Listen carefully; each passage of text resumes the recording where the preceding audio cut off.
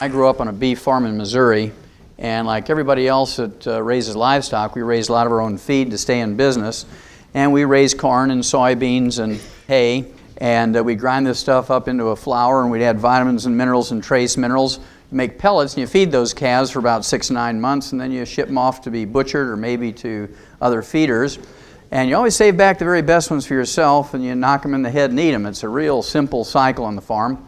And the thing that fascinated me as a teenager was that we went to a great deal of trouble for those calves, and yet as a family we ate out of the very same fields.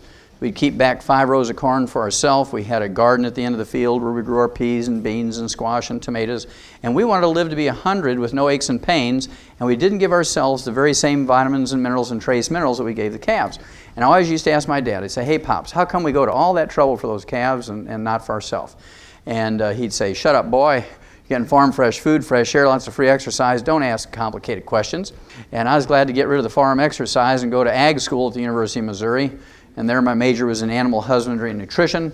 My minor was in field crops and soils. And I began to learn technical things about soil chemistry and how it related to tons and bushels per acre and ag economics. But I didn't get an answer to my basic question until I became a freshman veterinary student at the University of Missouri. And there I learned that the reason why we put all these vitamins and minerals and trace minerals into animal feeds, bottom line, is because we don't have insurance for them. We don't have Blue Cross, Blue Shield, major medical hospitalization, Medicare, Medicaid. And if we were to use a human health care type of system for animals, it'd be sticker shock for you. And your hamburger would cost you $275 a pound, boneless, skinless chicken breast would be $450 a pound, dozen eggs would be $50 just to pay for the health care. So we learned that we could keep the price of animal products such as meat and dairy and poultry and eggs down to where the average American could afford them simply by significantly reducing or totally eliminating health care costs. And we do that in animals by preventing and curing diseases with nutrition. Well, after graduating vet school, I went to Africa for a couple of years and got to work with Marlin Perkins from the old Mutual of Omaha Wild Kingdom days, and that was kind of a kick.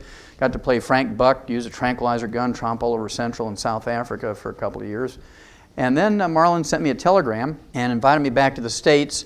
He'd gotten a $7.5 million grant from the National Institutes of Health, and this was more than 30 years ago, and this was to study pollution and ecology and the environment. And my job as the wildlife veterinarian on the project was to do autopsies of animals that died of natural causes in the big zoos around the United States. And I was supposed to identify or find a species of animals that was ultra-sensitive to pollution.